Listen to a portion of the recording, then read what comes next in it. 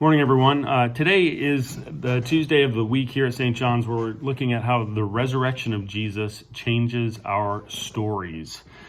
And it was Good Shepherd Sunday this last week, and so we went to John chapter 10, where Jesus calls himself the Good Shepherd, and we considered what it means that we have a shepherd who lays his life down for us, who knows us intimately, like the way a shepherd knows a sheep, and who even picks his life up again. And in that act of picking his life back up again, Jesus brings us into his resurrection with him.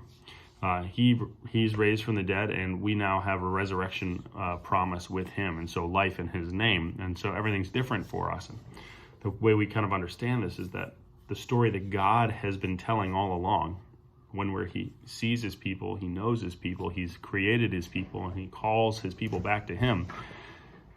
That's our story.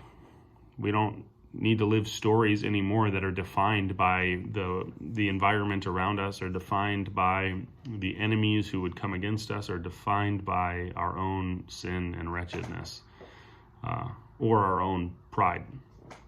And I was thinking, a good example of someone who is able to kind of say, God, there is a hostile environment around me, and there's hostile enemies around me, and even my own wretchedness that's within me they're trying to write a story for me that isn't the one that God would tell. And so calling out and praying to God, tell a new story, a different story for me instead.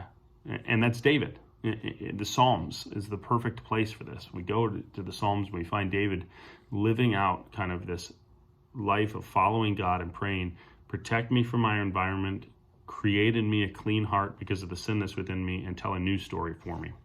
Specifically, I want to go to the third Psalm today, Psalm chapter 3, which is a Psalm of David when he's being pursued by Absalom.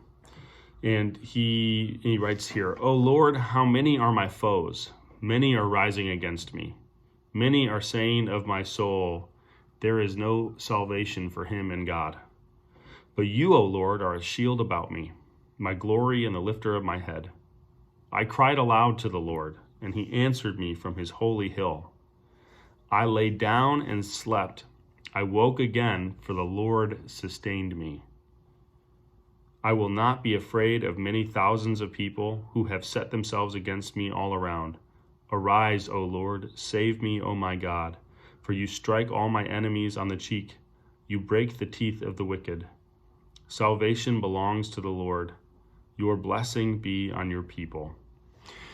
So the encouragement I want to just give you is, you see how David both is able to look to even the smallest detail of his life and say, God is even writing a story there for me. When he says, I laid down and I slept and I woke again because God sustained me.